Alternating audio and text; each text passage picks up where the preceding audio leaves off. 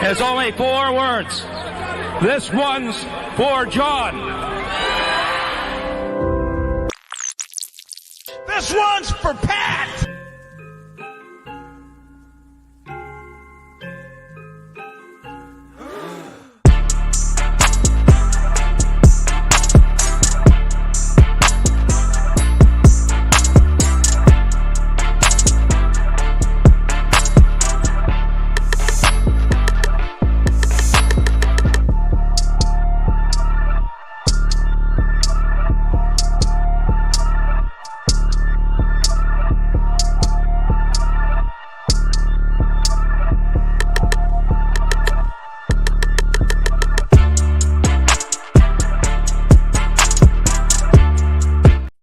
Ladies and gentlemen, welcome to another Sunday edition of NFL with Kyle. As you can see by the title today, I'm going to be ranking the top 10 NFL coaches in the league. And I had the opportunity to go around and ask other people, including my uncle, on Pizza Sunday. Every Sunday we gather at his house, and I asked him to give me his top 10 just to get other opinions, other perspectives, especially he watches football. He loves football, but he doesn't watch it every single day. I mean, he's not keeping up with it during the off season. So I kind of like to have these different levels of opinions. The opinion from somebody that doesn't really watch football. I guess you would have to know football to a certain extent to be able to even name 10 coaches. But even people that couldn't do that, people that were like the 49ers head coach. Okay. So, and then you have your middle group, which I consider my uncle. And then you have people like me, fanatics. And I guess if you don't really follow football and you're on that third level, you only know the team, you probably pick up a lot of your opinion from the news, the media, all right? Because you're not following it up close. You're not going to know, Kevin Stefanski. He's just not a name that you would probably know, whereas Taylor Swift and Travis Kelce, you probably know who Andy Reid is, or if the Super Bowl is the only game you watch, you've seen him twice in the last couple years. So, of course, he's going to make the list because he's one of the only coaches some people know. So we're going to go through and rank them, and I also pulled up other people. This was inspired by Colin Cowherd, who ranked the top head coaches on his show. And this is a very, very difficult list to make, in my opinion. Okay. Very difficult. And it's impossible to make this list without stepping on some toes. Okay. And I'll tell you right now, NBC Sports, they released an article, and I'll get to that, but they definitely stepped on some toes. And we'll get to that. Okay. So I'm going to give you theirs, and then I'm going to eventually give you mine while I do it. But football, we know, is a team sport. More than often, you won't find a serious Super Bowl contender if you don't have a talented coordinator and a talented head coach. This is a very important part of the game, and it's a part that people go back and forth on all the time. What's really important?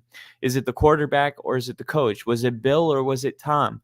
And honestly, it's really difficult because as much as I say it's both, which it is both, we do see that when Tom Brady went to Tampa, Bill Belichick seemed to be an outdated coach who just his coaching was not holding up. Mac Jones wasn't working. The Patriots offense was stagnant. It's an offensive league now, trending offensive. So defensive-minded coaches are slowly but surely kind of getting weaned out. You still have a couple, but even if the Jets have a disappointing year, Saleh could be gone. There's just too much points being scored to have a defensive coach with an offense that's not working. All right, you can ride that as long as the offense is working, but as soon as the offense isn't working, the head coach is going to go if he's a defensive guy, whether it's the all-time great defensive coordinators like Vic Fangio, Evero. Evero's a bad example because he never got to be a head coach, but I could go down a list of defensive head coaches that were some of the best coordinators in the league. But if the offense isn't working, the way the NFL is hey, who's the next Kyle Shanahan? Who's the next Sean McVay? Who's the next Mike McDaniel? That's what we want. So we're gonna go through and look at some teams that I'm telling you right off the bat. It's going to be really hard to answer the question: is it Bill Belichick or is it Tom Brady? How do you answer that question, right? Because you know it's both. But let's use Aaron Rodgers and Mike McCarthy. Okay. Was Aaron Rodgers so good that he was holding Mike McCarthy up? A lot of times people would say, yeah, that's exactly what happened. Aaron Rodgers was so good that he made Mike McCarthy look good. But how do you explain Dak's MVP year he had last year? That was Mike McCarthy. Kellen Moore went to the Chargers, and Mike McCarthy took over the play calling, and Dak Prescott had his best season as a Cowboy. So it is both, but it's a very, very hard game to play because on one hand, you have to evaluate the quarterback and you have to evaluate the coach and how they're able to overcome the lack thereof quarterback. For instance, I give you Kevin Stefanski, a person that found a way to win no matter who was at quarterback. A guy like Mike Tomlin, who hasn't figured out the quarterback position since Roethlisberger retired, and honestly, his last 4 or 5 years was nothing to write home about, but yet he hasn't had a losing season. How do you rank that in contrast to somebody like Andy Reid, who everybody would be the first to tell you he's the best coach in the NFL? Why is he the best coach in the NFL? Because he's won the most Super Bowls. He's in the middle of a dynasty. He's in the middle of trying to three-peat something that's never been done. And when did that fortune change for him? When the greatest quarterback of all time got on his team? Now, he was winning with Alex Smith. He won with Donovan McNabb. He won with other teams. But the dynasty, the stuff that has him at 1, that stuff didn't happen until Patrick Mahomes came. Just like Bill Belichick was number 1 for years while the Patriots were in the middle of their dynasty. Bill Belichick, it was a no-brainer. He's the best coach in the NFL. Why? The rings. Okay, but as soon as Tom Brady left, Bill Belichick was barely cracking people's top 10. He did that first year, then there's the second year, and then he was fired. So, yeah, it is true that it's both, but I'm not willing to just give someone their flowers because they're in the middle of a dynasty because they happen to be benefiting from the all-time greatest quarterback, which I believe when it's all said and done, Mahomes will be the closest thing to Tom Brady if he doesn't pass him. But I already think right now, just the eyeball test, Patrick Mahomes is the best quarterback I've ever seen. And I've seen Tom Brady his whole life. I saw him play. And I've seen Patrick Mahomes play. And I'm a Broncos fan, so this isn't any kind of bias or anything. It's quite the opposite. I've seen Patrick Mahomes up and close. I've seen Tom Brady up and close. And I think Patrick Mahomes looks like a better quarterback. It'll take time for him to get to GOAT status because 6 Super Bowls is not easy. 7 Super Bowls. I think 7 Super Bowls. Yeah, 7 Super Bowls. It's not easy to do, but I think Mahomes can do it. And if he does do it, does it mean that Andy Reid is the greatest coach? I think if you pulled Andy Reid aside and he was honest with you, he would tell you himself that he feels lucky that he has Patrick Mahomes on his team. And I'm sure Patrick Mahomes would say the same thing, but one of them is telling a bigger truth. And I believe it's Andy Reid. I believe Andy Reid's the one that is the most lucky. So I'm going to give you my top 10, but Andy Reid will not be number 1 on my list, although I do think he's a Hall of Fame coach. The thing is I think that there's other Hall of Fame coaches that are going to be on my list as well. And I'm going to start with Sean McVay. I think Sean McVay right now is the best coach in the NFL. And I also think that if Sean McVay was the Chiefs head coach, that Sean McVay would be experiencing the same, if not more success than Andy Reid is experiencing currently. Belichick is gone, but his kind kind of this Sean McVay type presence, the demeanor on the field, it still reminds me a little bit of Belichick, because he can be just as ruthless as Bill Belichick. No one cuts their losses out faster and moves on, right? The famous, it's on to Cincinnati. It's on to Cincinnati. But Bill, we're on to Cincinnati. Okay, we get it. You turn the page immediately after. Sean McVay does the same thing. Look at some of his press conferences after a loss, which I think is a very, very important trait for a head coach to lead a team, is how fast can you turn the page? Okay. He's a complete master of most minute details. So whether we're talking about a 5-minute drill, a 2-minute drill, Sean McVay is an absolute monster in those scenarios. He also insists on the fundamentals, basics approach, which is also really important coaching. It's easy to coach up, especially when you get a bunch of talented people. It's easy to forget about the fundamentals. Sean McVay does, and his team is constantly well disciplined. You're not getting a lot of pre-snap penalties, nothing like that. Okay, these are things that a great coach does, right? Just because you know, number one on the list has to be able to say that he has the fundamentals down. Okay, and there were times where you had, you know, Andy Reid having, it looked like a power struggle with people, whether it's Travis Kelce in the Super Bowl or Mahomes in the middle of the game, and Kadarius Toney not lining up. I mean, let's be real. The Chiefs did win the Super Bowl last year, but it was messy, right? It did not look clean. Sean McVay has the Rams at least organized, ready to go every single game. It doesn't look as messy as the Chiefs, in my opinion. He's always contending for the division, if not leading the division, and he's always into the playoffs as well. Okay, he makes playoff runs even in years that the analytics and all the sports talking heads say that he has, you know, no business being in the playoffs. Oh, the Rams aren't a good team this year. They were supposed to be a team that bought their Super Bowl, right? What happens when you buy a Super Bowl? You bought Von Miller over, you bring in all these pieces, Odell Beckham Jr., and then you're supposed to be suffering.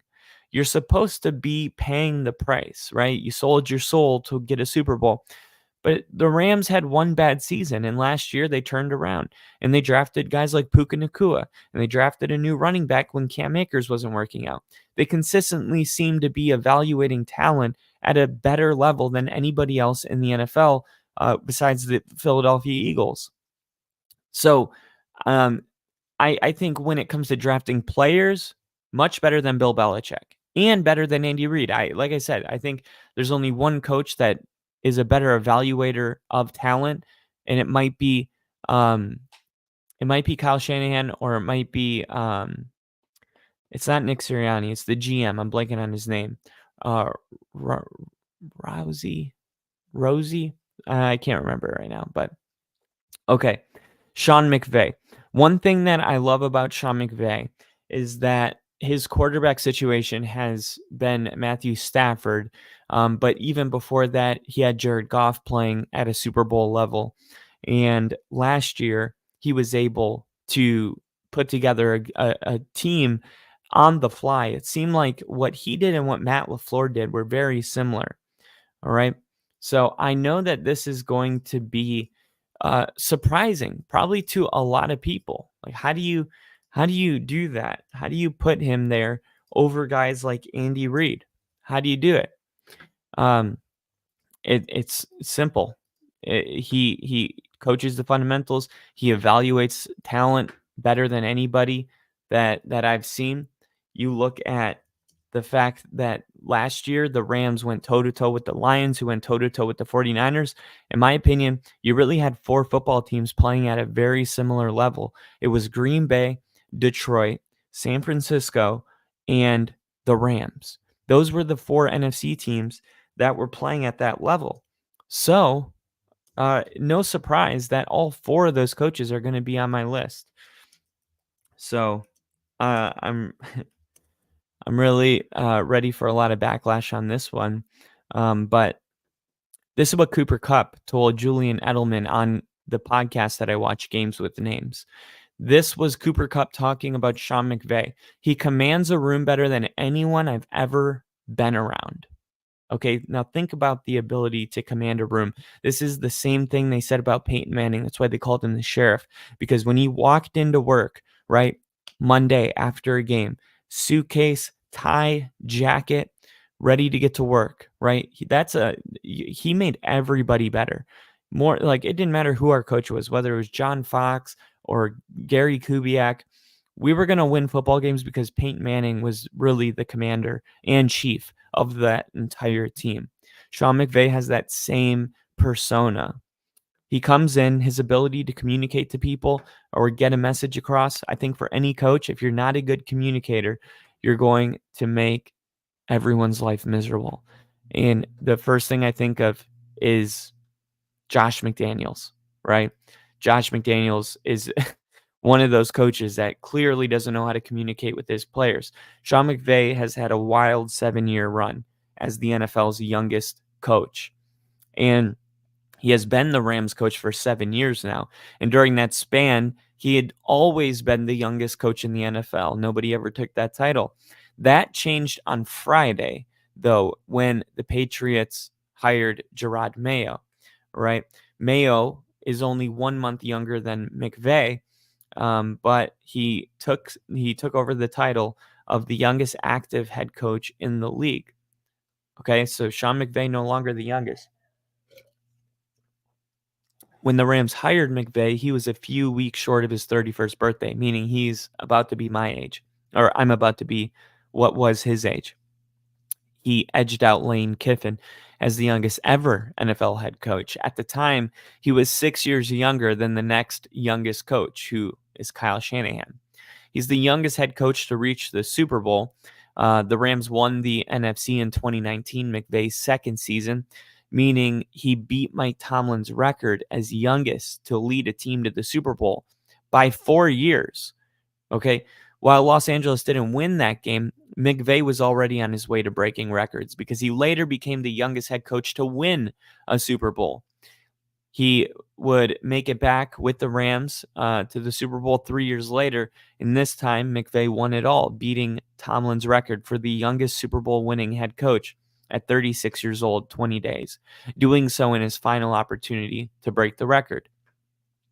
He almost retired. Okay, this was a really interesting kind of segue that if I have to knock him a couple points, here it is. He almost retired. Last offseason, McVay actually considered retiring after a disappointing 5-12 record in his title defense. The coach ultimately chose to stay his role, and then he led the Rams back to the playoffs this year. Only John Harbaugh, Mike Tomlin, and Andy Reid have been with their teams longer than McVay, while Sean McDermott and Kyle Shanahan were also hired in the same year as McVay. So that's really interesting too. He's the fourth longest tenured head coach right now, so very young, but good coaches don't change teams. That's just the truth. There's a reason that Mike Tomlin, Andy Reid, and Kyle Shanahan have been with their teams as long as they have. And we got Bill in the chat. What's up, Bill? He said was not expecting a show tonight. Happy surprise. Howie is the GM. Oh, thank you. Howie Roseman. I knew it. Yes, that's what I was trying to figure out. Thank you, Bill. I only think he is a better evaluator of talent. Maybe. I don't think better. I just think also on par with him. But yeah, Sean McVay is an amazing coach. And honestly, when it's all said and done, if he retired now, I think he's already a Hall of Fame coach. You hold that record of youngest head coach to win a Super Bowl.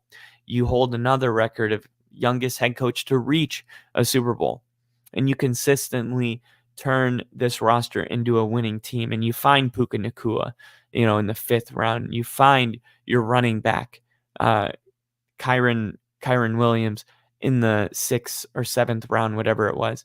You find these guys, right? This year, Jared Verse and Brendan Fisk, you add those two guys because you lose, what's his name, Aaron Donald. So he's constantly forming this team. He's coaching them up. I'm going to say Sean McVay is the best coach in the NFL. And I'll repeat what I said in the beginning. If Sean McVay was on the Chiefs, he would be experiencing the same, if not more success than Andy Reid. And that's not a hit on Andy Reid. That's honestly just how highly I view Patrick Mahomes. Patrick Mahomes, I think, is a great coach. So I'm going to go with him at number 1. And the last thing I wanted to say, his overall record is 70-45. He's 7-4 in the playoffs, and he is going into his 8th season. Okay. And the 1 through 3 is very difficult to figure out. But Sean McVay, he delivers every time he's on the big stage, and his hires on the other side of the ball have proven to be solid. There's just nothing to ding him on. I love his energy too. One thing I'll say about Bill Belichick was he was always kind of just on the sideline, just kind of, just that grumpy old dad kind of vibe. Sean McVay runs 50 yards down the field when his team returns a kickoff. Like his energy is electric, and that's that young energy in him. So I'm gonna go with Sean McVay. There's just absolutely nothing about him that I don't like. He is the perfect head coach, in my opinion. And that brings us to number 2. Okay. My number 2 is going to be Andy Reid. Okay. Andy Reid is going to be my number 2. He's going into his 12th season with the Chiefs, his 25th season as a head coach. Okay. So we talked about Andy Reid a lot just now because I had to kind of justify putting Sean McVay here, but there's not really much to say. I mean, Andy Reid, one of the great offensive minds of our generation. He's been doing this for a quarter of a century. He goes to the playoffs.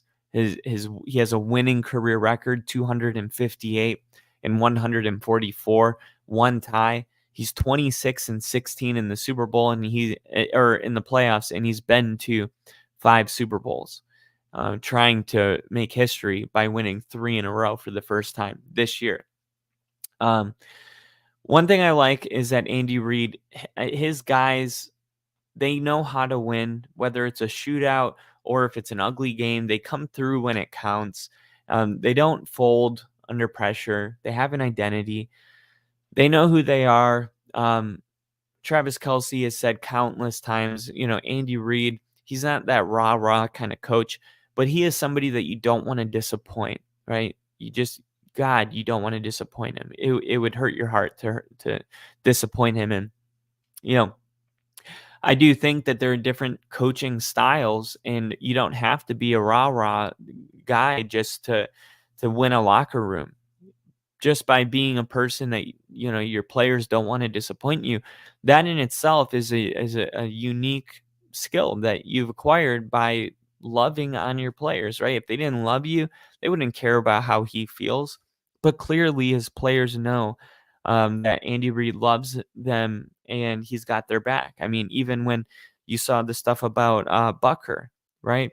He was at a Catholic convention speaking on Catholic ideology and Catholic values, and this is the United States of America. I know the media went absolutely crazy with that story, but who had his back was Andy Reid. He came into work, and the media said, "What are you going to do about the women in the building?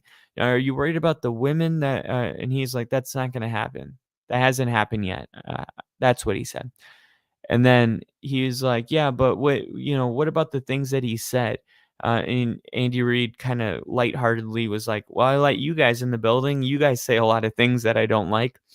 And I was like, wow, Andy Reid, he got some points that day, because I do think there is a pressure when the media is attacking people to try to save face, right? And I thought Andy Reid found a way to kind of just pour cold water on that whole story and shut it all down. When he was in a position where if he wanted to pour gasoline on that thing, he could have. And he could have been worried about, his career, or not his career, but his public perception, because he was dealing with something like that. And Andy Reid still was like, I don't care about public perception. I care about my players.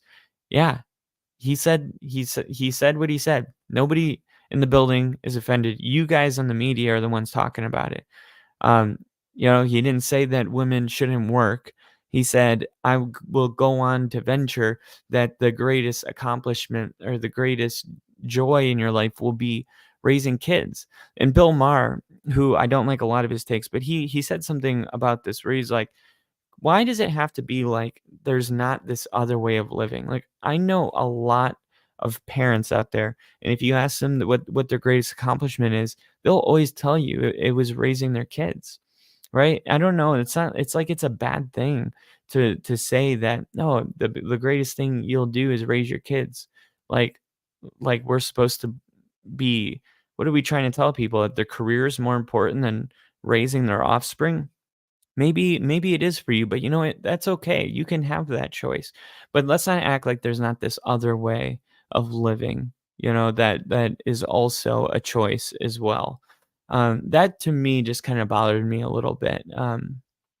And just, God, it's insane. So Andy Reid, I had a lot of respect for him for the way that he handled that. And I really do think that Andy Reid is one of the greats of all time. And Bill said respect for Andy 100%. And we got Nash Prod, RIP Andre Selden Jr. in the chat. And he said Dan Campbell #1. No, I don't have him at #1, but he is going to be on my list. I'll tell you that much. All right. So just a refresher. Actually, I'm going to start a scroller here. I had Sean McVay at #1. And I have Andy Reid at #2. I got to delete some of these. 1 second. And all right.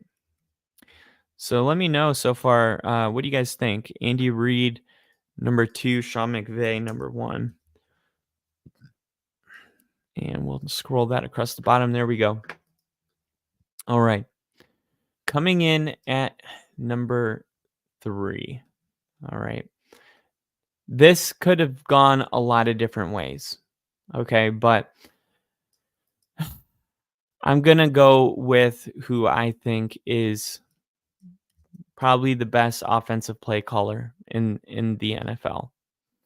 And the fact that you guys probably know who I'm talking about just by the fact that I said that lets me know I'm not crazy. I'm going with the San Francisco 49ers head coach, Andy Reid, or Kyle Shanahan. Kyle Shanahan is in his 8th season with the 49ers, 8th season as a head coach. He's 64-51. He's 8-4 in the playoffs, and here's his biggest knock. He's 0-2 in the Super Bowl.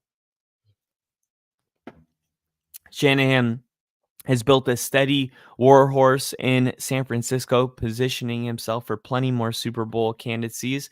He sometimes refused to trust his precious offense in big spots, and this is his biggest knock here, right? Sometimes, whether we're talking about 28-3 with the Falcons as a coordinator or being up in both Super Bowls, he has lost the lead in the fourth quarter. Some people say he sticks to his play sheet way too much instead of adjusting to the actual situation, the game situation that they find themselves in. He sticks to his play sheet. Sometimes it helps in the first 3 quarters, but it does look like in the fourth quarter, he doesn't adjust to the game. It does feel that way. Regardless, he is an amazing head coach, whether it was Jimmy Garoppolo, now it's Brock Purdy. He's, in my opinion, the most quarterback-friendly leader in the game, besides Andy Reid. 4 times in the last 5 years, his balanced attacks have either reached the conference final or the Super Bowl.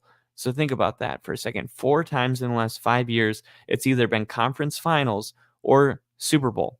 Okay, one of these days, especially with Purdy just getting started, Um, you would think that he is going to finally hoist the Lombardi Trophy, but there is a stat that isn't really on his side, and that's that no uh, coach that's been to 3 Super Bowls and lost every one of them has ever won a Super Bowl.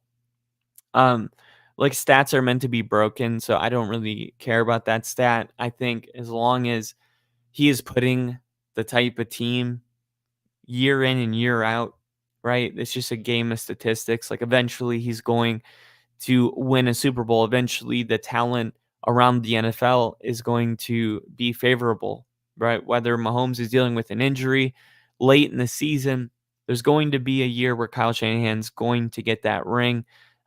There's plenty of people and coaches and players that been to the Super Bowl plenty of times and haven't got one. Josh Allen hasn't gotten one. John Elway didn't win one until 97, right? So sometimes it takes a while. It's really hard to win a Super Bowl.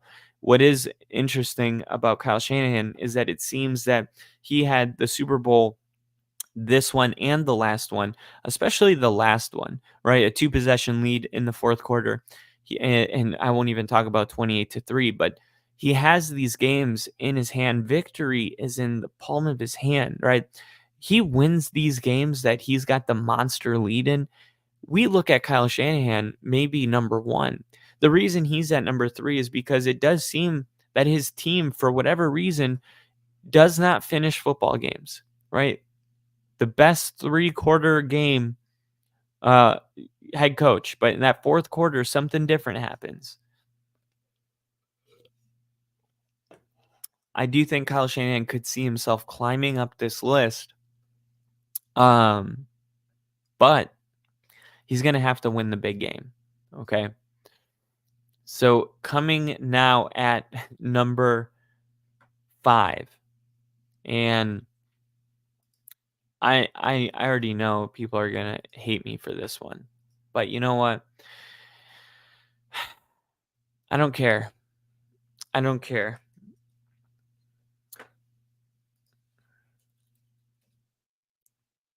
At number, oh, sorry. I'm just kidding. Sean Payton, the Denver Broncos. Okay, he's in his second season with the Denver Broncos. His first season with the Denver Broncos, he took Russ from a league worst quarterback to about a 15 middle of the pack head coach or quarterback. Sean Payton didn't pick this team. He took over the team with an opportunity to kind of change the trajectory of the Denver Broncos for the foreseeable future. However, that team he acquired was not his team. So I will look at Sean Payton's success with the New Orleans Saints, because when you lead the NFL in scoring 11 of your 13 seasons, you get a say you get a 1-year pass. Okay. Sean Payton had the New Orleans Saints playing for the playoffs, even with what was it? Eli Booker, Jameis Winston, and Taysom Hill rotating at quarterback the year that Sean Payton or the year that Drew Brees retired. The following year, that's the team that Sean Payton had playing for the playoffs. Okay. Then he retires and he comes out of retirement. And then last year he had the Broncos playing for the playoffs as well with a team that he didn't even want. Honestly, it just, not that he didn't want it, it just wasn't his. So I do think Sean Payton is still one of the best coaches in the NFL. He's really difficult to place right now, probably because Payton's become so polarizing. And a lot of people say, was Sean Payton's success something of the past and not something of the future, right? He's not one of these young up-and-coming coaches. And we're seeing Mike Vrabel's and Pete Carroll's and Bill Belichick's. These guys are getting phased out. Why does Sean Payton get to stay in the top 10, right? Simple. Bill Belichick was a defensive coach. The offensive league, it's an offensive league. Sean Payton is an offensive guy, right? And he's one of the best offensive minds in the NFL. Simple as that. And I think the success that he had with the Saints he's going to start experiencing that now because he has his quarterback. All right. It's a rookie quarterback in Bo Nix, but he's finally resetting the table and getting ready to be accountable, right? This is not an acquired or this is a hand selected player. This is not somebody that was already on the team and he just had to deal with it. Okay.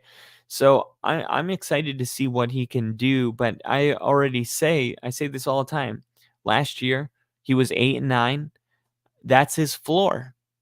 That's how good of a coach he is, right? We say this all the time with certain coaches, whether it's Mike Tomlin or it doesn't matter who or what, they're going to be an 8-9, 9-8 football team because great coaches find a way to win games no matter who goes out on the field. Sean Payton is that guy. He has a Super Bowl ring. He's 9-8 in the playoffs. He has a record of 160-98, which is a really impressive record. Oh, did I skip 4? Oh, crap. I skipped 4. Okay. All right. Sorry. I got it. Thank you, Bill. See, Bill's always looking out. Bill is always looking out. I don't know what I would do without Jamie. All right. At number 4,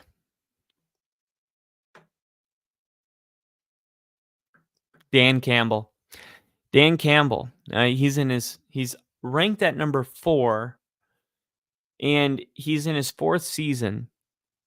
So that shows you how fast he has made his way into a situation like this. Here he is at number 4. Let's talk about it. Campbell took over a Lions team that my entire life had not been good, and then lost the quarterback, the only quarterback that gave the Lions hope, and brought in Jared Goff. And we didn't know if it was going to work or not when Dan Campbell took the podium talking about grit and biting kneecaps off. We were like, man, this guy, he is it's one thing to say it, but he brought the results, tangible results. How many coaches do that? Every single press conference, a coach comes in and they say all the right things, right? And most of the time it doesn't work out. Dan Campbell did something different in his press conference. He's like, I'm not going to sit here and tell you we're going to turn around. You guys are tired of that. You guys hear that every 3 years. I'm not doing that. But I'll tell you what, we are going to change this team. We're going to make people proud to be Detroit Lions. We're going to be a destination for free agents. We're going to, we're going to bring this city playoff games. And for the first time in 30 years, the Detroit Lions won a playoff game. And they did it at home in front of their fans against who I think is the greatest coach in the league right now, in Sean McVay. So, look, a lot of people have, they said that Dan Campbell was the reason that the Lions lost that game against the 49ers. I wholeheartedly disagree, right? His team, the receivers dropping balls, the fumbles, the punt, there was just so many mistakes made by the players, okay? But it's easy to blame an aggressive coach when you don't win the football game, and that's what they did to him. But look, Dan Campbell doesn't need to change anything because when you're winning playoff games, when your city thinks they have a chance to go to the Super Bowl, when Jared Goff's playing at a very high level, when you have 2 of the best running backs in the league, when Sam Laporta looks like one of the best tight ends in the league after his rookie season, when Amon-Ra St. Brown looks as good as he does, Ben Johnson could be a head coach. But you know what? He said, we haven't finished the job here in Detroit. And you know which coordinators that could be head coaches decide to not take interviews for head coaching jobs? Coordinators that love working with their head coach. Dan Campbell is somebody that will run through a wall for you. And his players know that, and they return the favor.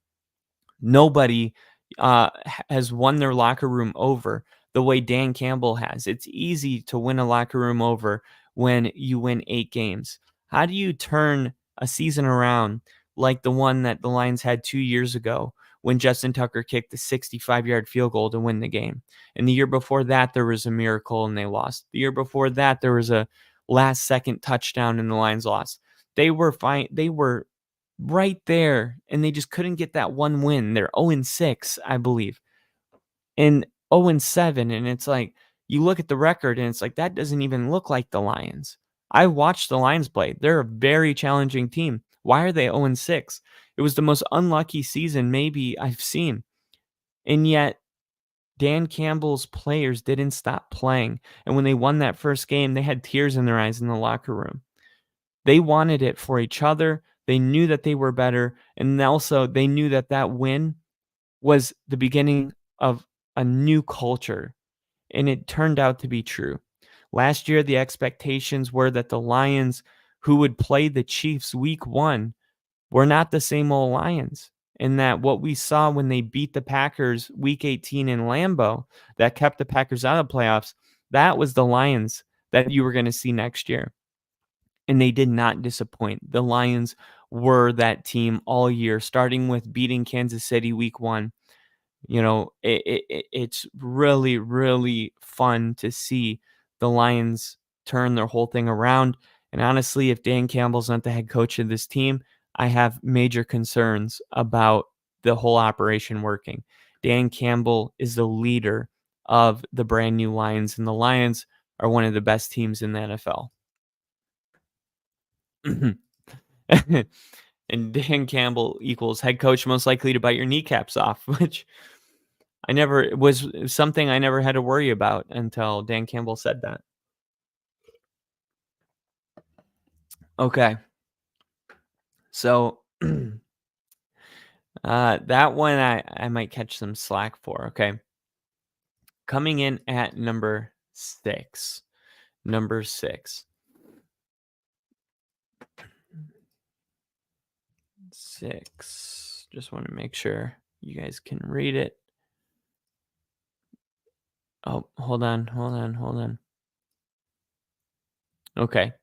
At number 6, I'm going with Matt LaFleur. And let me update my ticker really quick. 3, Kyle Shanahan.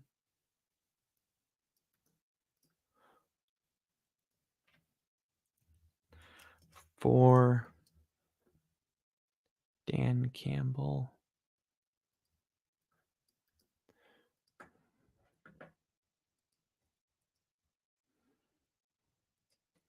Thank you for bearing with me. And then 5, Sean Payton.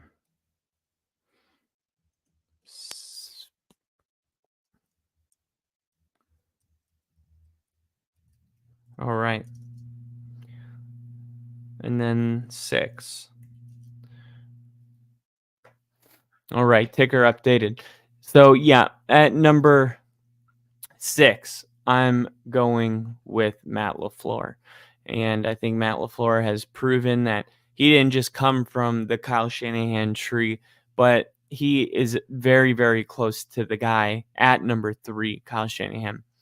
So I think critics criticize his record early on because of the same reason that we see people do it to Andy Reid and Bill Belichick, right? Aaron Rodgers at his disposal. Of course, you're winning a lot of football games.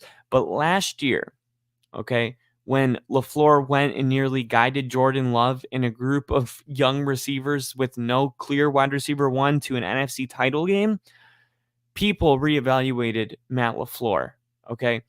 I think, like, when it comes to a quarterback-friendly coach, Matt LaFleur has proven that he is a huge reason that Aaron Rodgers and now Jordan Love have had the type of success that they've had.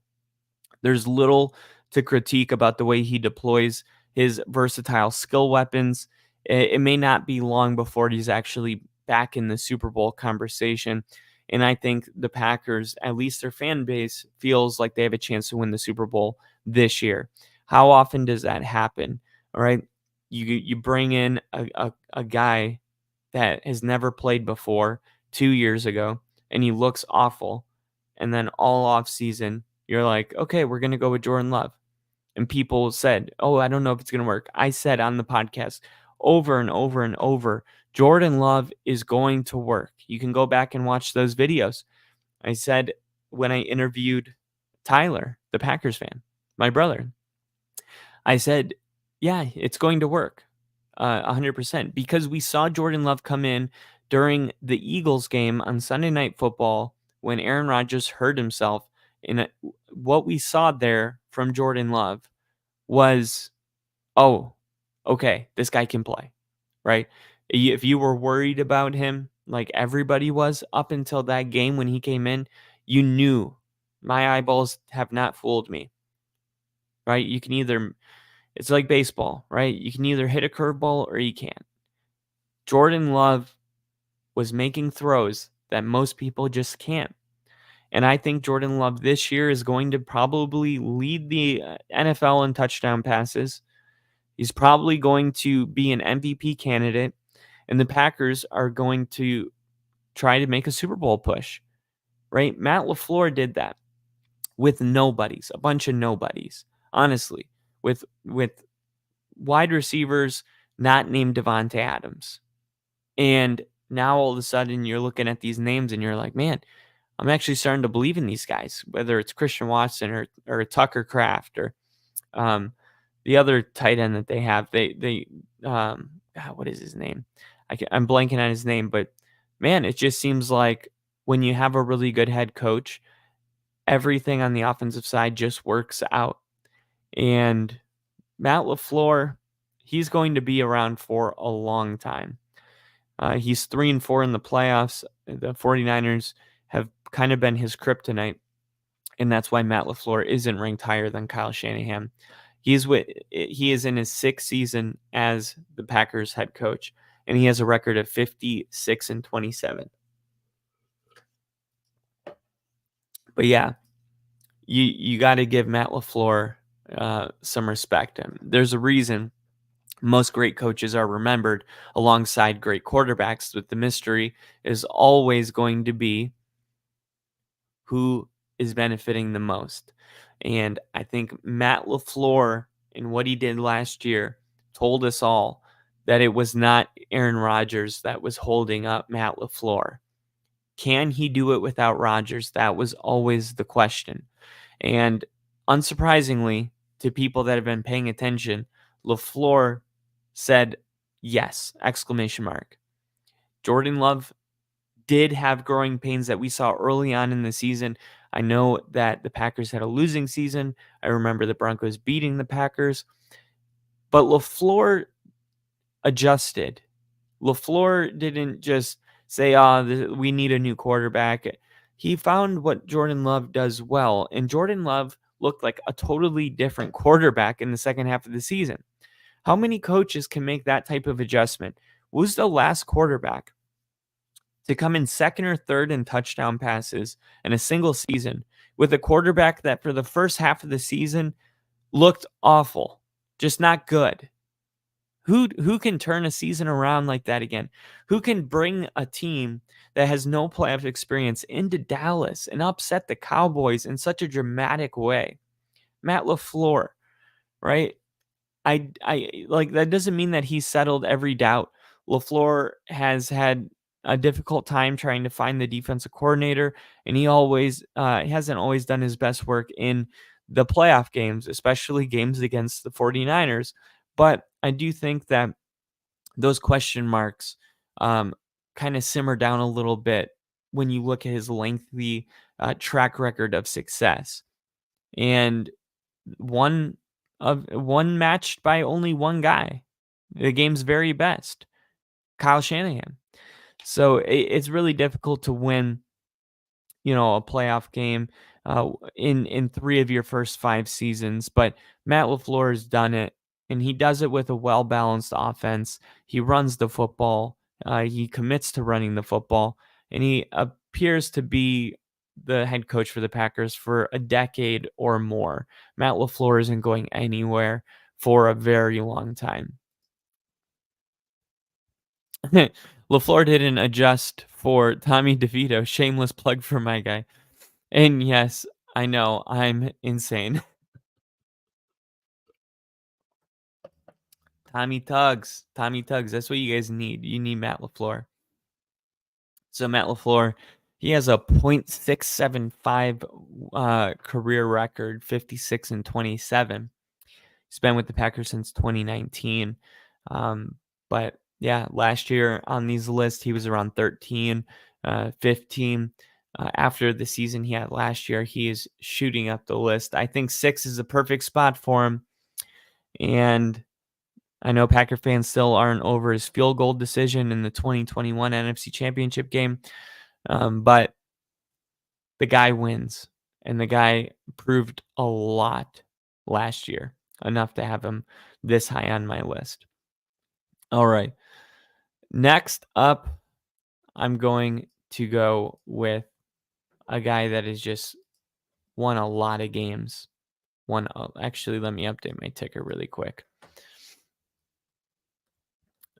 This one I didn't want to do, to be honest. I was like, do I have to?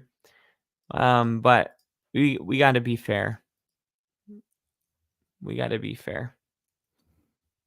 At number 7, I got to go with John Harbaugh.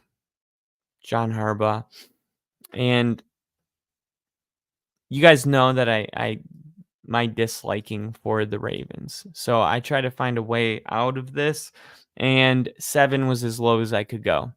I cannot go any lower than that. John Harbaugh is an amazing head coach. Okay. He's been in multiple eras now. He's won a Super Bowl with one of the last defensive teams that of that generation. The Steelers, the Ravens, that nasty defense. He won a Super Bowl in 2012 with an elite defense and a running game. Now he's got the Ravens playing at a very high level with Lamar Jackson, who is coming off his second MVP, right? His style of coaching is a little more boring than some of these other guys. He's lived long enough to be unlucky in certain situations, but there's no reason that John Harbaugh shouldn't be in the top 10 when you look at his career record, 160-99. You got to remember that being in the AFC for the past 20 years, which he's been with the Ravens since 2008, so he's going in year 16. You got to keep in mind that the AFC has had Patrick Mahomes and Tom Brady in it, right? The AFC is a very tough place to get to the Super Bowl or even an AFC championship game. But John Harbaugh consistently does it. I think when it's all said and done, John Harbaugh is going to be an NFL Hall of Fame coach, if he's not already.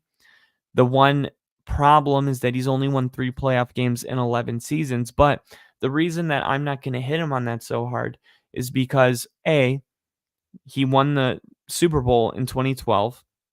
So, okay, if he didn't have that Super Bowl, he's probably not going to be at this spot on the list, but he's done it. He's won the Super Bowl.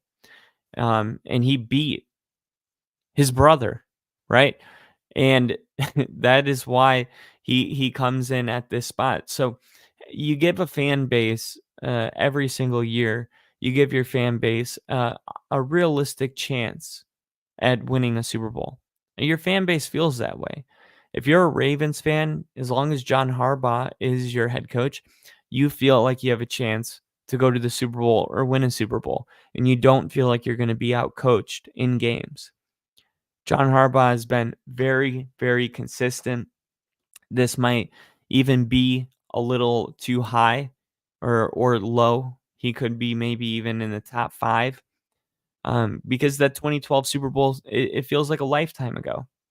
And Lamar Jackson, as good as the era has been, they've only reached the AFC Championship one time. So there's some pressure for him to get over the hump with his current setup, but there's not many coaches, not named Andy Reid, proven to adapt on both offense and defense uh,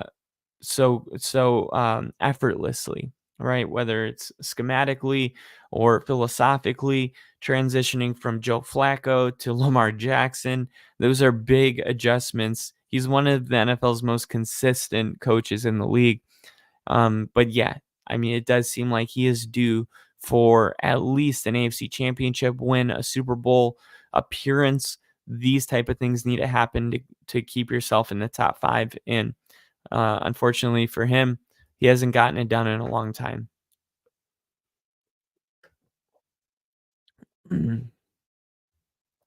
And Nash said, I missed 4. And Bill said, it's fair and I dislike it too. me and Bill are still not over that Ravens. Like it's for different reasons, but it's the same reason, if you know what I mean. Number 4 was Dan Campbell, by the way. I see here. Nash Prod said, I missed number 4. So yeah, what do you guys think about John Harbaugh here at number 7?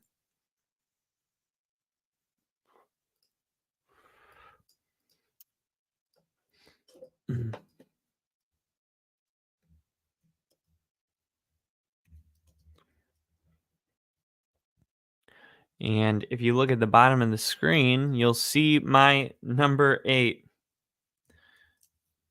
Number 8 is the guy he beat in the Super Bowl, Jim Harbaugh. Jim Harbaugh does crack my top 10, even though he's in his first season with the Chargers. But this is going to be his 5th season as a head coach. He has a career record of 44, 19, and 1. I do think that that would be much better had he not left to go to Michigan for the past however long. Harbaugh's been out of the NFL for a decade now. And he only has 4 seasons as a pro head coach experience under his belt, which makes it really difficult for me to put him any higher. But I said this the moment he was hired as the Chargers. The term chargering, which was an identity that the Chargers didn't put on themselves, they earned it by charging away games, finding creative ways to lose football games and choke in moments that only Chargers can do. That's over, right? Jim Harbaugh's a winner. He's not a loser. The term charging, it's a loser type of identity, and Jim Harbaugh can't have that. That's just not who he is. All he does is win. He's an undisputed winner on every single level of football. He has 16 winning seasons in 20 years as a head coach. And that includes 3 NFC title games and a Super Bowl appearance during his San Francisco days. And keep in mind what the 49ers looked like before Jim Harbaugh showed up there. They were bad my entire life until Jim Harbaugh got that job, right? Alex Smith was considered a bust, and Jim Harbaugh totally revived his career. He took Colin Kaepernick to a Super Bowl. I mean, Jim Harbaugh is an amazing, amazing head coach, and he's somebody that immediately puts you in the playoff conversation. So what are we talking here? A top 10 coach. What is a top 10 coach? A top 10 coach is somebody that as long as he's on your team, the expectations are playoffs. It doesn't matter if you're in a rebuild. It doesn't matter if you lose Keenan Allen and Mike Williams and Austin Eckler. It doesn't. The expectations are going to be playoffs, and Jim Harbaugh likely will fulfill those expectations. I don't know how you can have a list and not have Jim Harbaugh in your top 10. I really don't.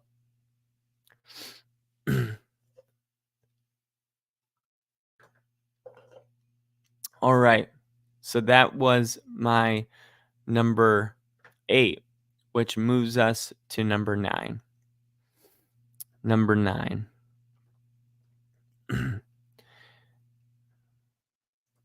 Oh man, I'm gonna catch some slack for this. I'm gonna catch some slack. This could change. Okay, this could potentially change. And Nash said number 7 sounds like our head coach for like the first half. And I mean, oh wait, I don't have my ticker going. Yeah, it does. It does. And I don't know if you were here for it, but I actually have Sean Payton at number 5. Now this one is this one's going to be my number 9, and you guys tell me what you think. I'm going with Kevin Stefanski. I'm going with Kevin Stefanski at number 9. He is in his 5th season, going into his 5th season with the Browns. He has a career record of 37-30. He's 1-2 in the playoffs. So much for Cleveland's trajectory tied to Deshaun Watson, or success tied to Deshaun Watson, who last year wasn't really there for the team for half the season. And then the year before that didn't play either. Stefanski has proven that he can adapt to any situation that he's put into. He won NFL Comeback Coach of the Year, or just NFL Coach of the Year. He took the pressure off of Baker Mayfield in 2020. And then last year, taking an aging Joe Flacco and making it work, having the best defense in the NFL.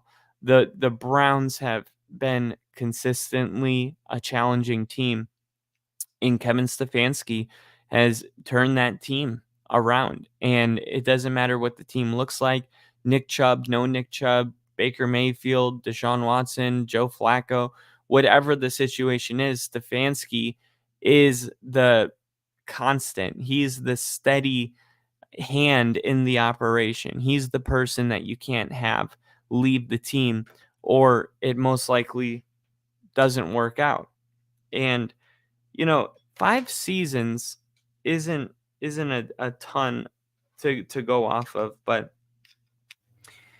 when you see the Browns play week in and week out, you really start to respect this guy, because it's really difficult for any head coach to lose their starting quarterback, especially somebody you get $240 million fully guaranteed to. And then you're limited with the cap space. There's certain moves that you want to make that you can't make.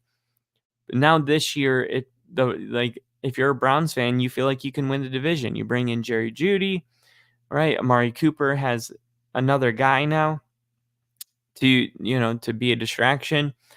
I mean, Jerry Jeudy, I don't know how good he's going to be, but he's definitely going to take the attention off of Amari Cooper. I know that for a fact.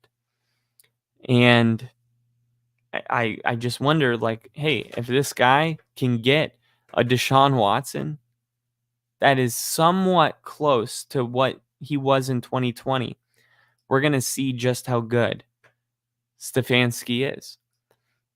And that brings me to my number 10.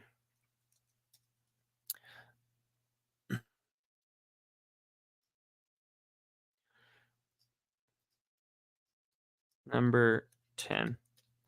And before I do that, let me see this. Not going to lie, this one surprises me, Kyle. Let me just see. Let me pull up. I had some notes here on Kevin Stefanski. I just got to go. I got to go in my Google Drive for some of my notes here. Okay, so this is some of the stuff that was. Okay, so he's a 2-time coach of the year. 2-time coach of the year. So, I mean, he's only been there for 5 years. I mean,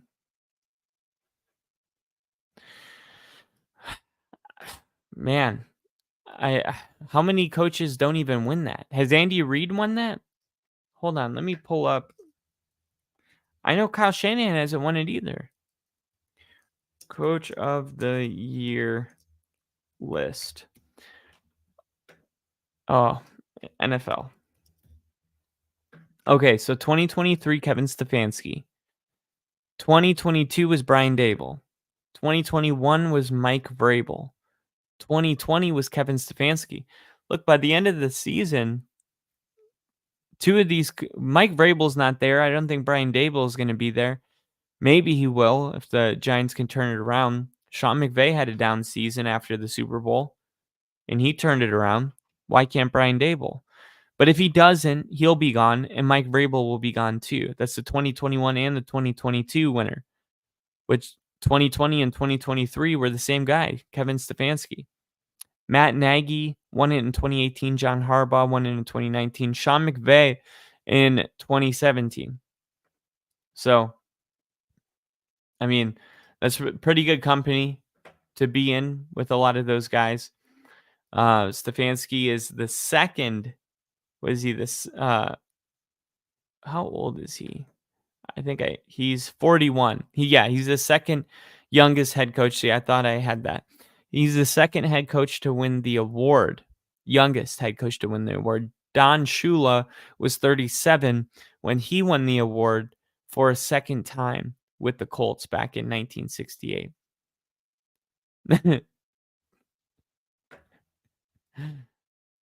Bill said, okay, I get it. Dable isn't going anywhere, by the way. He's not? Ooh. There's going to be some pressure if the Giants don't win. The Browns were the first playoff team since 1970 to enter the postseason without their week 1 starting quarterback, running back, left tackle, and right tackle. They went into week 1 without their quarterback, running back, left tackle, and right tackle. Cleveland went 5-0 in games decided by 3 points or fewer. The only team with a better record in NFL history was the 2003 Carolina Panthers, who went 7-0 in such games and reached the Super Bowl. Cleveland led the NFL in 5 defensive categories this season, one of the main reasons that they made the playoffs with 5 different starting quarterbacks. Wow, 5 different starting quarterbacks. The Browns allowed 270 yards per game on the year, fewest since the 2014 Seattle Seahawks, and 49% 3-and-out rate was the best since 2005 Titans. Cleveland also led the league in yards per possession, 20.7, and plays per possession, 4.5, along with first downs allowed per game at 14.5. Stefanski previously won the award in 2020, and he has taken the Browns to the playoffs 2 of their 3 trips since they returned to the NFL in 1999. The guy is a winner. The voting was close, though, last year. DeMeco Ryans was, in my opinion, somebody that could have been up on that list. And Bill, talking about Brian Dable, said, now we're done with this head coach carousel. He's calling the plays this year, and that's his strength. He took over several games last year. I hope he does work out for you. I hope he does, because you're right. The carousel sucks. But there's always a new and up-and-coming person that, like Ben Johnson. Let's say the Lions win the Super Bowl this year. Ben Johnson and the Lions have the best offense in the NFL. And the Giants are, 4-12 or something like that. You don't think that the Giants would, want Ben Johnson to take over with coming off a Super Bowl win with the Lions? I know that the carousel sucks, but if somebody emerges that you really want, it's difficult. But you're right, because, think about it. If a new head coach comes in, what's he going to do? Get a new quarterback, and then you're going to evaluate a head coach's performance with a different quarterback? Like, he's not going to go with Daniel Jones. He would be getting a different guy. So who's to say Brian Dable couldn't have succeeded with the new guy that the new coach would get? So sometimes there is, something to be said about sticking with your head coach. If you feel like you have the coach right, you stick with him. Brian Dable is just a couple years removed from winning Coach of the Year in 2022. So I'm with you. Let's all take a deep breath before we jump ship because of one bad season. Okay. I'm with you on that. And that brings us to number 10, Mike McDaniel.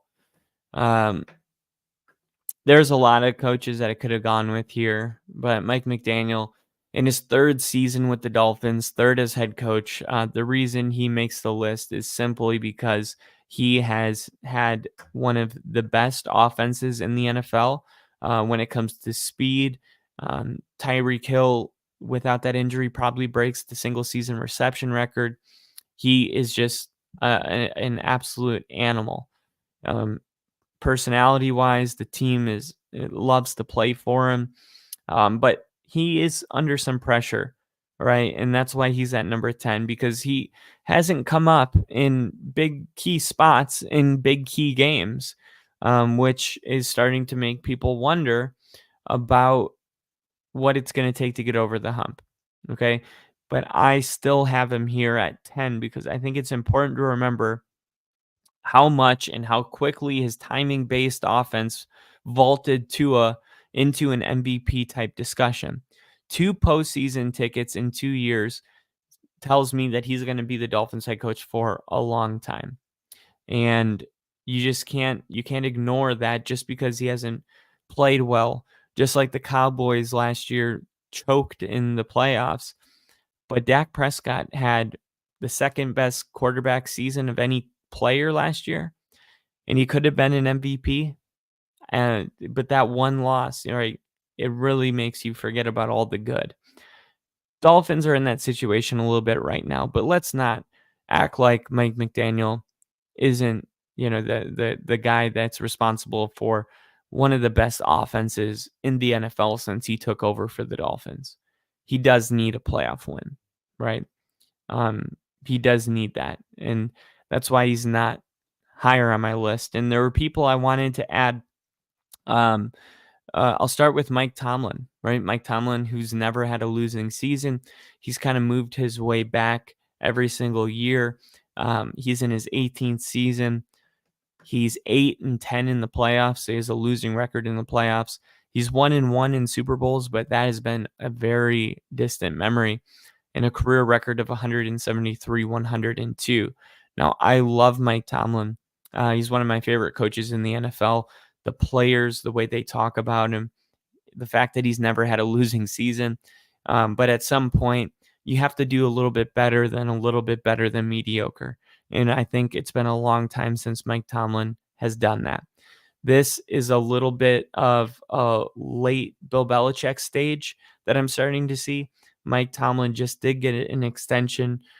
We thought maybe he was going to go into this year, and if they didn't win, he would be fired. But he's going to be here in 2025, and it's a mystery how long Mike Tomlin will be there, because the fact of the matter is he's not doing bad enough to be fired, but he's not doing well enough to the Pittsburgh Steelers standard of winning, not as of lately. And by lately, I mean the last decade. Not having losing seasons great, but eventually you don't want your season to be defined by not having a losing season. You want it to be defined by we had a winning season, right? If that makes sense, right? It's like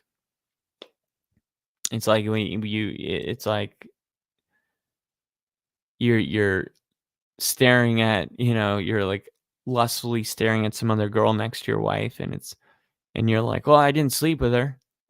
It's like, oh, okay, you haven't had a losing season. That's awesome. Why don't we set the bar a little bit higher? And I think it's been a while since Mike Tomlin's done that. So, but I mean, he's great. he's great. And having him out of the top 10 was really difficult. But there's just coaches that are having more success right now. It's simple as that. This isn't an all-time list. This is right now active coaches, top 10. And Bill said, if DJ falls this year, he's gone. He's out. Wait. Oh, it's our out year. Oh, okay. On the contract. If he can't make it, it's the Lock DeVito show. I'm telling you, Drew Lock's going to be your guy this year. I really think so. And Bill said, I freaking love Mike McDaniel. He's so awesome. I mean, come on. Steelers almost never move off of coaches, so I don't think Tomlin's going anywhere. Just my $0.02. Yeah. Yeah. And you almost want to put him higher just because he's such a long tenured coach. I believe he's currently the longest tenured coach in the NFL. He's in his 18th season with the Steelers. So yeah. He hasn't led a playoff win in literally 8 years. So I don't know how you can move him higher on this list. A couple other honorable mentions I wanted to give you was DeMeco Ryans. Now, DeMeco Ryans, I wanted to throw in my top 10, but I felt like it was a little reactionary to the success he had last year. I want to see what he can do if this year, right now, he's got a team that has expectations. They have a target on their back. They're not the underdog that they were last year. Everybody is coming for the Texans. And DeMeco Ryans is going to have to kind of maneuver a whole different culture in the locker room. If the Texans have another season like they had last year, CJ Stroud has another MVP-like season while maximizing all the young players on his side of the football, I think that DeMeco Ryans is going to jump into the top 10 next season, right? But it's been 1 year. He's going into his second year. Let's see what the guy can do in year 2. Zach Taylor, I wanted to have, but I couldn't throw him into the top 10. The question about him without Joe Burrow is valid. But I thought that Jake Browning looked pretty good while Joe Burrow was dealing with that elbow injury. But this is still somebody that had back-to-back AFC championships starting in 2022. He could probably be higher on this list if Joe Burrow hadn't dealt with the injuries. But Zach Taylor, he's still a great coach. Sixth season with the Bengals and a career record, though, of 37, 44, and 1. He's 5-2 in the playoffs. So you love the playoff record. 0-1 in the Super Bowl, but I can't move him a little higher. But yeah, those are some of the honorable mentions to Shane Steichen, who's going into his second season with the Colts, the former Philadelphia Eagles offensive coordinator. I thought that he was dealt a pretty crappy hand last season with Anthony Richardson lasting only 4 games. But instead, he tailored the offense to a different guy in Gardner Minshew and nearly made the playoffs anyway. It came down to a drop pass. So now here comes the hard part, restarting the Richardson project and sustaining the peaks that he had last season. But if Shane Steichen has another good season, he's going to jump way up on my list too. So revisiting my top 10, I got Sean McVay at number 1, Andy Reid at number 2, Kyle Shanahan at number 3, Dan Campbell at number 4, Sean Payton at number 5, Matt LaFleur at number 7, John Harbaugh at number 8, Jim Harbaugh at number 9, Kevin Stefanski at number 10. Oh, I did that. I missed one. No, at number 7, John Harbaugh. At number 8, Jim Harbaugh. At number 9, Kevin Stefanski. At number 10, Mike McDaniel. I had a typo in here. There we go. So let me know what you guys think about my top 10 coaches. And it's been kind of interesting, this whole this whole offseason, because we saw a lot of coaches get fired, and I think it was a record amount of coaches that lost their jobs this offseason. And what's really crazy about it is it wasn't coaches that were underproven or anything like that. Like, you had Pete Carroll. Like I said, you had an offensive or a coach of the year candidate in Mike Vrabel. So you had a lot of vacancies this year. Bill Belichick gone, and that's what kind of makes it seem a little different, because I'm used to coaches that haven't really proven themselves getting fired. This offseason, there were a lot of proven coaches that were fired. And then they could barely get an interview after the fact, which I thought was really interesting. And those type of coaches are now replaced by Kyle Shanahan, Sean McVay, and the tree that follows. The league still loves a good legacy hire, but I don't think we're going to get one until next year when the Dallas Cowboys fire Mike McCarthy. And then I think Bill Belichick comes back into coaching. And Bill says, I like the ticker. You should do this for all top lists. Yeah, I will. At least a record for in-season firings, it feels like. Yeah. Yeah, no, it was. And I had that written down in my notes, but I can't find it.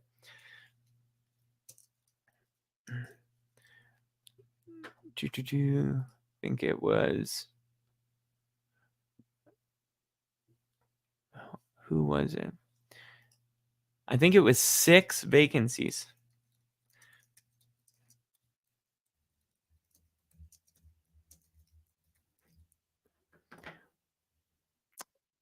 Eight. As of February 1st, all 8 NFL head coaching vacancies that were available at the end of 2023 season had been filled.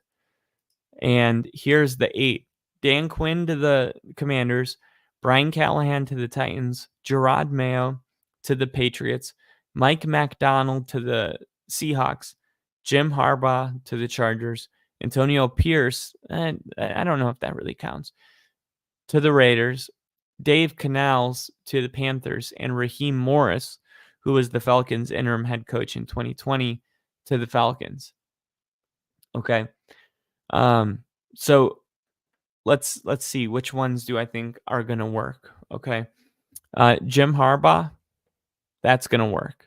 I think that is going to work. And Brian Callahan, I'll go with him. All right. He played a vital role in Joe Burrow's development. He's now going to the Titans. I think with the talent they surrounded him with, that he's going to be a keeper. And shoot, I'll go with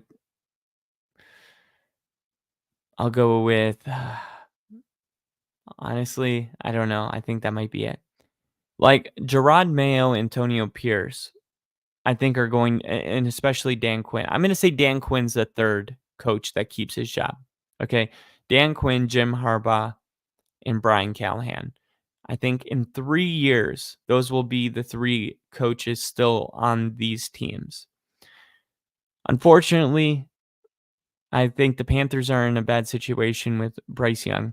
Antonio Pierce doesn't have the quarterback. I think his team's going to be really good, but I think eventually 7-10 is going to get him fired.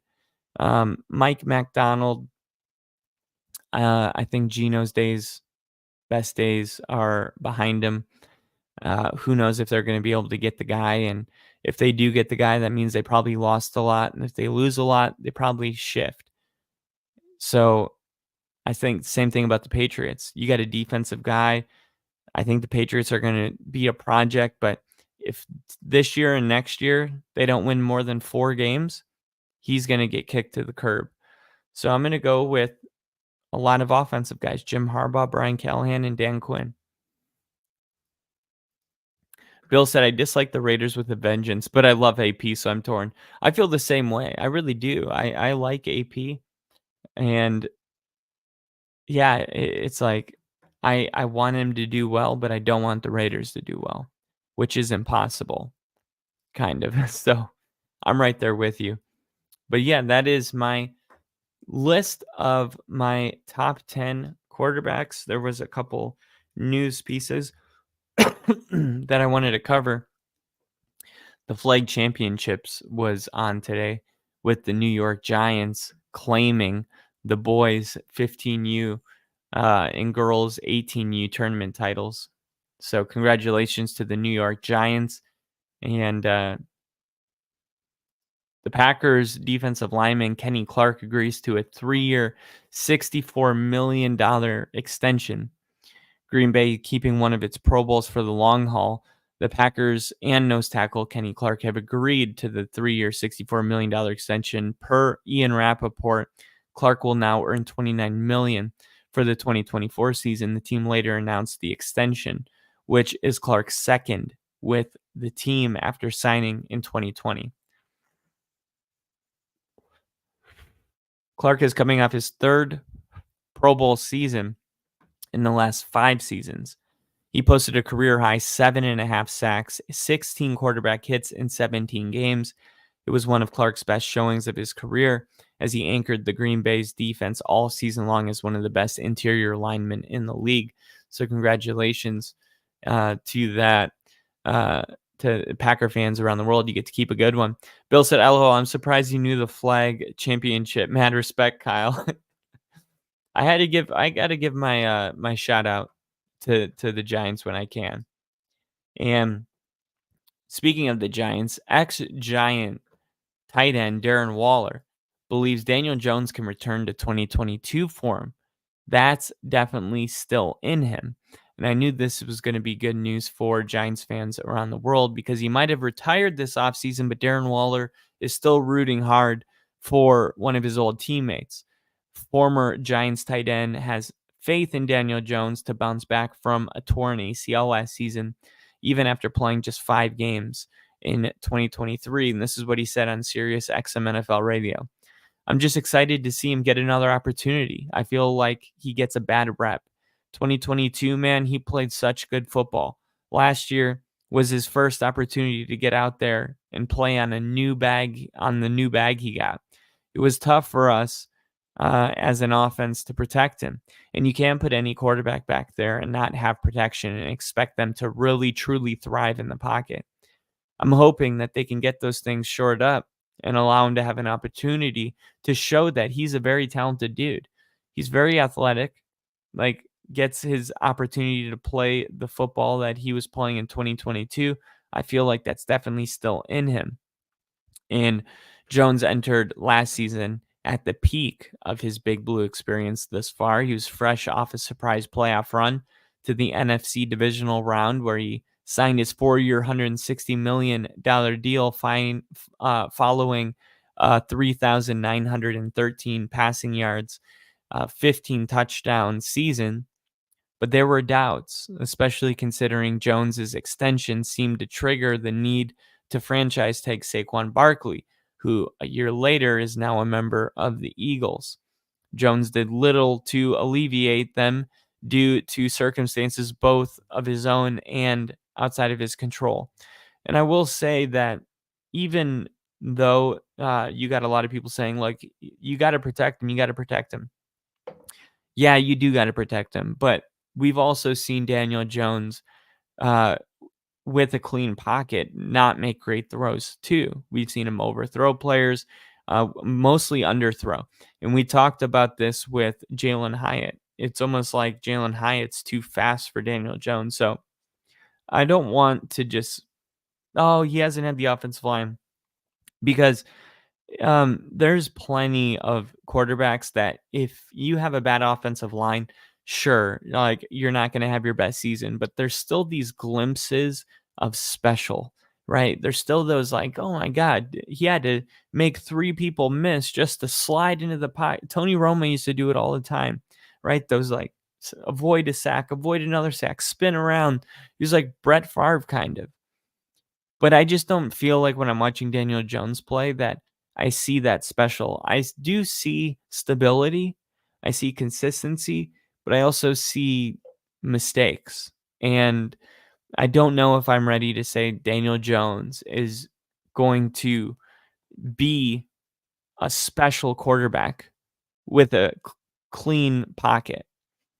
I think he could be a good quarterback. And if anybody knows, it's Giants fans that good can win you a Super Bowl, right? The Giants have never had great. They've never had that guy. And can Daniel Jones be that guy? I think he can be good. Is good going to be enough to make the Super Bowl in 2024? Right? When Eli Manning did it with that defense, that was a different NFL. I'll just leave it at that. Right? Now the you got to score points. You have to. And the Giants might need Daniel Jones to be a little bit better than good if they want to win another Super Bowl. And Bill said mostly underthrown, goes for all QBs we got, and it sucked. Yeah, and hopefully he can get better at that. But Darren Waller still believes in him. And then now we go to a news that is going to stay with the Giants, but it's one that I'm not happy about reporting. Once in a while, there's a story that I have to report, but I don't want to. And that is definitely this one.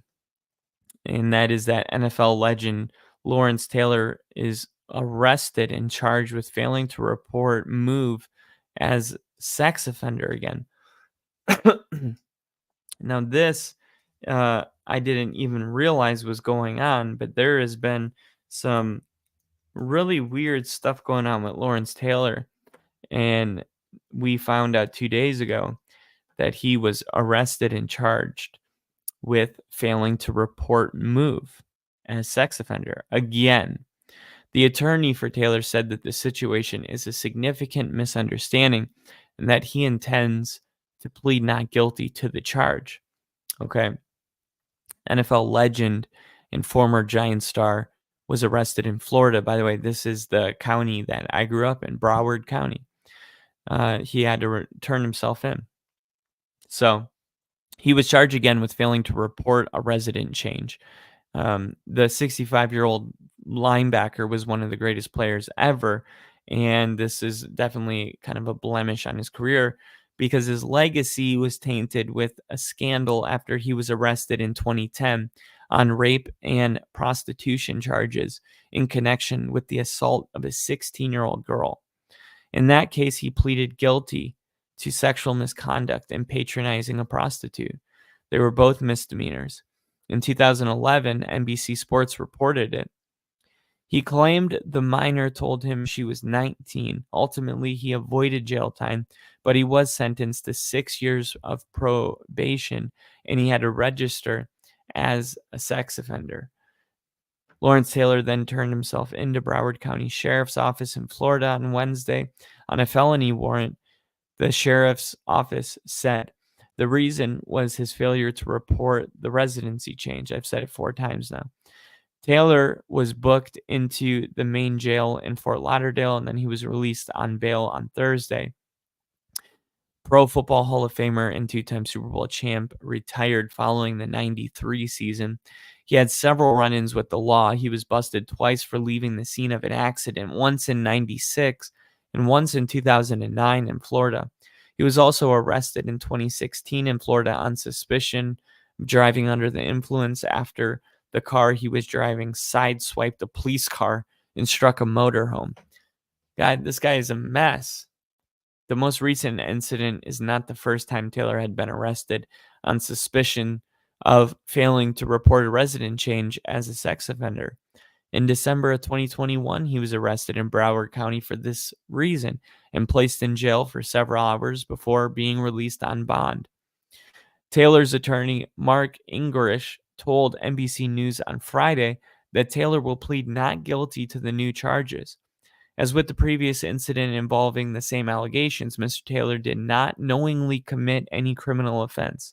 The situation is a significant misunderstanding, And we're all confident once the prosecutors review the evidence demonstrating Mr. Taylor's innocence, he will once again achieve a favorable outcome. So, man, Bill said LT's a mess off the field. It's a shame, but hey, it's on him. Yeah, honestly, and I just had no idea that that kind of stuff was going on. I mean, these are some really, really bad stuff. Some of the worst stuff that exist in this world, right? There's nothing worse than, a 16-year-old being prostituted, and somebody with the status of Lawrence Taylor. You'd think like, man, you're in a prime opportunity to help these people, but we'll let the legal system, take its run here, and we'll update you later. Great player. As a human being, not so much. Yeah, and that's what's crazy, because we talk about the beginning of The Blind Side, and how when Joe Theismann broke his leg, how he was like freaking out, and he was trying, and we saw that, and everybody was like, people that didn't grow up watching Lawrence Taylor, they saw that scene in the movie, and they went, "Wow, what a good guy." What a great guy. But I guess there was more to him than just that one scene. Brandon Ayuk demands a trade. Okay, so where is Brandon Ayuk going to end up landing? That's going to be interesting. Of course, the 49ers aren't going to be able to keep him, most likely. He is demanding a trade, and I think the 49ers might grant it. So we're going to look at the best fits for Brandon Ayuk. The Brandon Ayuk soap opera took a headline-grabbing turn on Tuesday when Mark Garofalo reported that he requested a trade from the 49ers. While the team has suggested it doesn't have any plans to deal the fifth-year pro, Ayuk's unhappiness with the lack of progress on a contract extension has prompted him to ask out on the eve of training camp. So what's next? Despite the Stars' wide-out displeasure, people are skeptical that San Francisco will move on from the 26-year-old after he finished 2023 ranked 7th in receiving yards, producing the third most big plays, only behind Tyreek Hill and CeeDee Lamb. So let's look at some of the places that he could end up. Number one, and this is my number one, it's the Washington Commanders. Ever since you saw Brandon Ayuk and Jaden Daniels on that FaceTime call, and he was like, "Bro, I'm not." I really do think that Brandon Ayuk wants to go play with Jaden Daniels. Ayuk should appear quite enticing for the Commanders as they attempt to build around Jaden Daniels. The number 2 overall pick has established a relationship with the receiver from their time together at Arizona State, and that chemistry could help the rookie find easy completions on the perimeter early in the season. In addition, the combination of Ayuk and Terry McLaurin would give Washington's aerial attack a pair of bona fide big play weapons. And then we didn't even mention Jahan Dotson. Terry McLaurin, and Brandon Ayuk. I'm telling you, Jaden Daniels is going to be the best quarterback out of this class. And that would just all but guarantee it. With at least one premier receiver facing one-on-one coverage on every down, Daniels would be able to operate in attack mode with Cliff Kingsbury air raid system that produces plenty of home run opportunities. Keep in mind, Cliff Kingsbury he's a good offensive coordinator, right? Dan Quinn, he's the head coach, but he's also the defensive guy. Cliff Kingsbury has head coaching experience, and he's so excited to coach Jaden Daniels that he left the Philippines, and you can only imagine how much fun he was having over there. And first-year Commanders general manager Adam Peters is quite familiar with Ayuk, having spent the last 7 years in San Francisco's front office. So it does seem that the most realistic landing spot for Brandon Ayuk is the Washington Commanders. And Bill said, can they tag Ayuk? I don't think that they can tag him. No, I don't think so, because I think, let me see. Good question.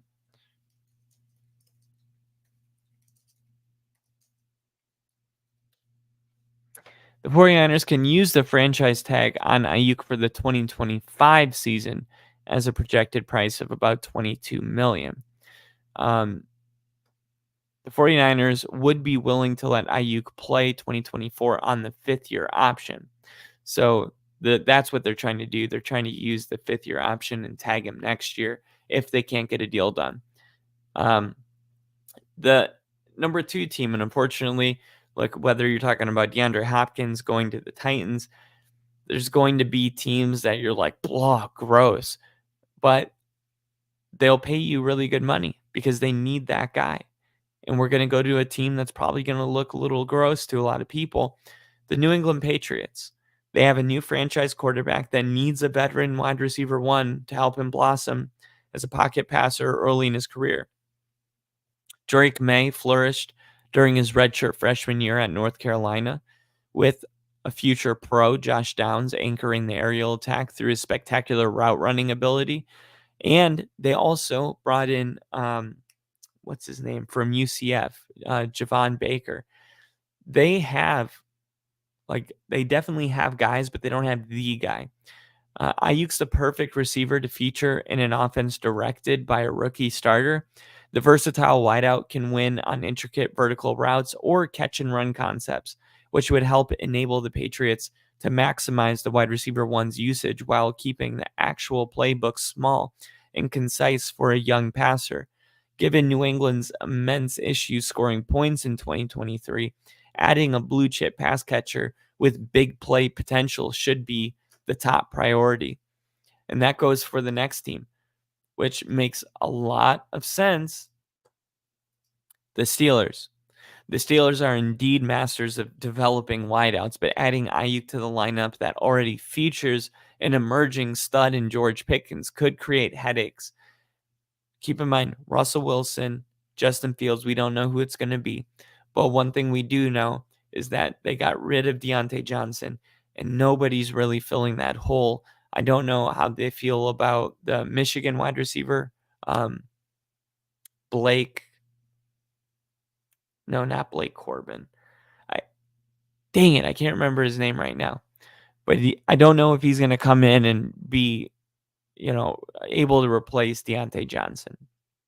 So this would be huge for the new Steelers offensive coordinator, Arthur Smith, to be able to have George Pickens and Brandon Ayuk lining up with Russell Wilson taking over.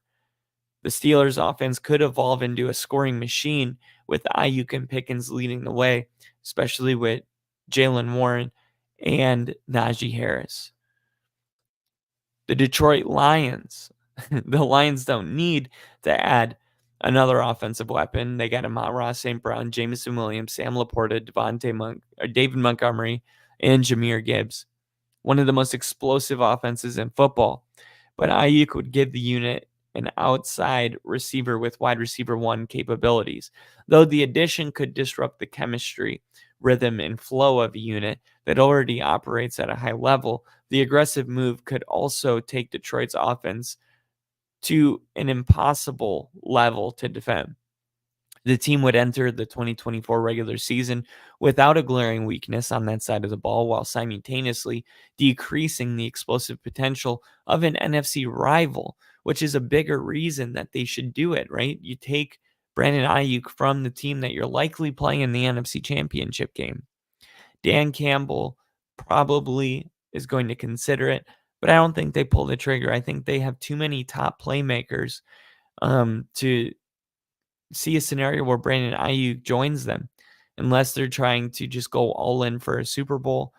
I don't know if the Lions are going to make this move, but if they do, I think it has more to do with getting him off the 49ers. The New York Giants. Okay. The New York Giants, I think, are a realistic option. Despite having the lowest amount of cap space from any other team on this list, they only have $11.5 million per over the cap. the Giants would be wise to explore adding a number one wide receiver to the lineup.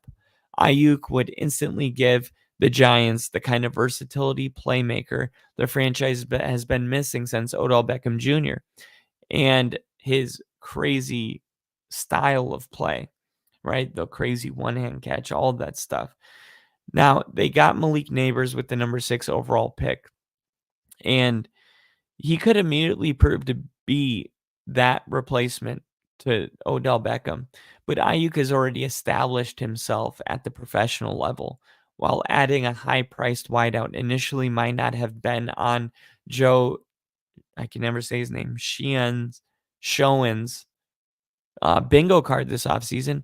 Acquiring Ayuk would give the Giants a proven blue chip player to build around, with defensive coordinators forced to respect his game and big play potential by developing double coverage or single high looks with the safeties leaning in Ayuk's direction. Giants running backs would face more light boxes, and the other perimeter pass catchers would get more chances to win against one-on-one coverage. And most importantly, it completely rules out any grace that you can give to Daniel Jones if he doesn't have a good season. You get Malik Neighbors and Brandon Ayuk on the field at the same time.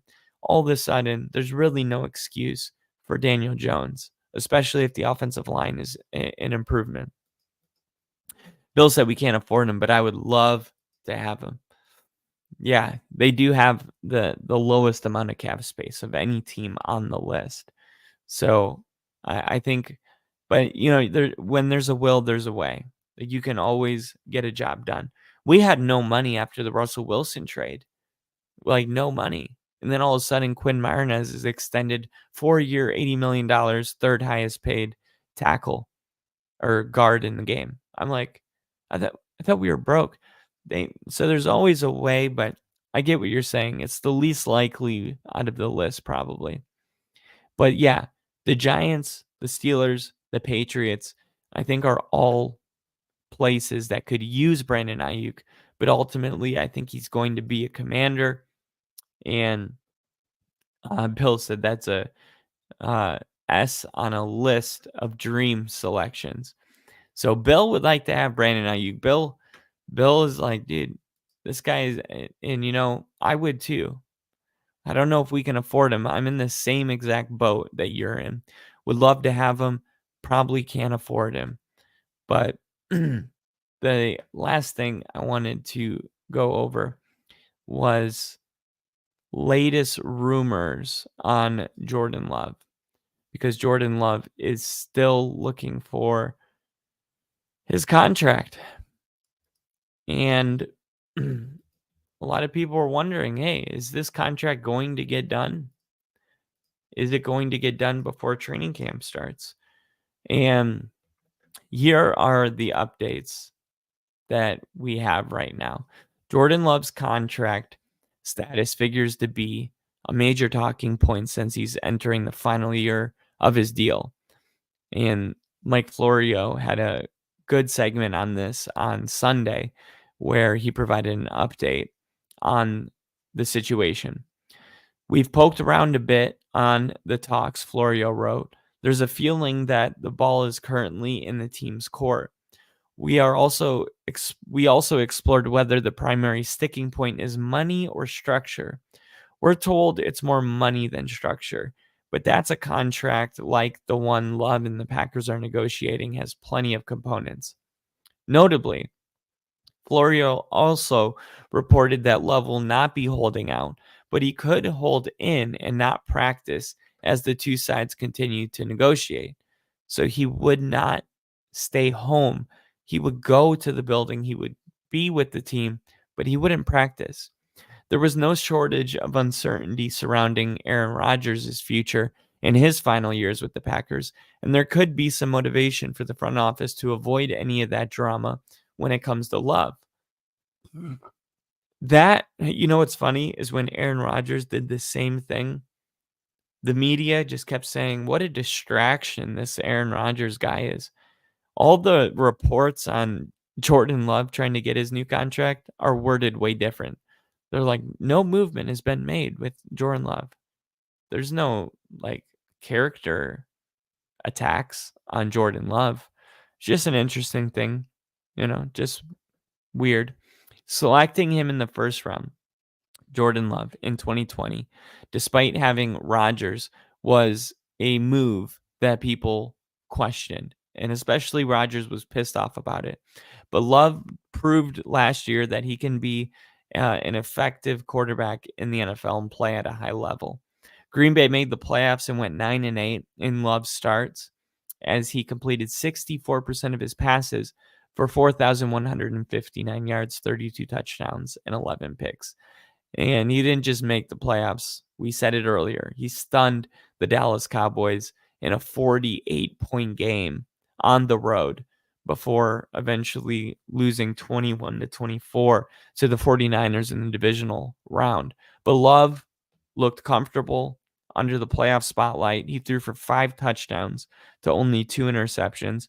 The question now is when the Packers will reward him and make him the no doubt franchise quarterback of the future with a long-term deal. It could be some time, but it would be shocking if the two sides don't eventually come to an agreement that will allow the front office to start focusing elsewhere and building a contender around Jordan Love. And man, I just don't know if you're the front office. I don't believe that you need to see Jordan Love play anymore. But I do think that there is this worry that when a quarterback has one good season under his belt, how much are you going to pay him? Daniel Jones had that good season. They paid him all that money. Ooh, then maybe not such a good idea. But I just think what we saw from Jordan Love is a little bit different than what we saw from Daniel Jones, right? I don't think that a quarterback can have that. Same thing with Jalen Hurts. Jalen Hurts had that Super Bowl run. And you knew right away, yeah, this guy should get paid. This guy is really, really good. There's something that you just, when you see it, you know what you're looking at. And you know, like, oh, okay, this guy can play at a high level. Peyton Manning has a really great story about this where he said he was taking his first snaps in the NFL and the pressure was coming. He stood in the pocket, stepped up, threw a beautiful pass, and got blown up and completed the pass. It was like a 15-yard completion. And he said when he got up off the ground, he said, okay, I can do this. I can play. I belong here. Jordan Love had to have had that moment last year, right? There's just no question in my mind about Jordan Love. So, yeah, I mean, why not pay the guy? And Bill said, I'm actually happy for the Packers. I hope X does well for them. And Bill said, we could restructure Thomas and Dexy to make room. But Joe Shane, Joe Shane probably won't do it. And if you're the Packers GM, right, wouldn't you want to do the deal now? Because let's say Jordan Love does have an MVP type season. Then he has to be the highest paid quarterback. You could probably get by right now with making him the 5th highest paid quarterback. And over a span of, 5 to 8 years, that's going to save you a lot of money. But it sounds like Jordan Love's agents are already talking, no, we know what we got. And Jordan Love's, his value is way up here because he hasn't gone out in the field. Like if he went out and looked like he did in the beginning of last season, this season, all of a sudden you're like, man, we really should have took the 5th highest paying, spot. Now we'll be lucky to even get top 10. So it's a little bit of a gamble for both parties, but I think Jordan Love's going to work out. And I think if I was running the show over there, I think we should probably be paying him before he takes another snap because his trajectory is probably only going up. Oh, okay. Xavier McKinney. Yeah. I was like, X. I was like, Twitter? Okay. Xavier McKinney. Yeah, I'm the same way. Like when I want Von Miller to do well in Buffalo, you just get attached to these guys. All right, so guys, tomorrow we are going to be live doing the Only Football podcast. Really hope that we see you guys there. So we covered NFL legend Lawrence Taylor's arrest. We talked about Jordan Love and the contract talks. He's not going to hold out. He's going to hold in. We ranked the top 10 NFL coaches currently in the NFL, which I will scroll across. Oh, it's still scrolling across the bottom. Just wanted to say thank you guys for tuning in on a Sunday night. It is time for me to hit the hay and get ready for the work week tomorrow, but I'm excited to be doing the Only Football with Rick tomorrow. So definitely tune in and check that out. If you guys have any comments or ideas or topics, put it in the comments, and also comment whether or not you agree with my top 10 list. I have a feeling most of you won't, but that's what makes it fun. So thank you guys for being in here today. Oh yeah, please hit the like button on your way out if you enjoyed it. Bill said, good show, Kyle. Thanks for doing this. Absolutely. It is my pleasure to do this, and I can't wait to see you guys tomorrow. You guys have a good night. Enjoy the fresh work week. Come in with a clear mind. Tomorrow is Monday. Let's make the most of it. I love you guys. You're beautiful. I'll see you guys soon.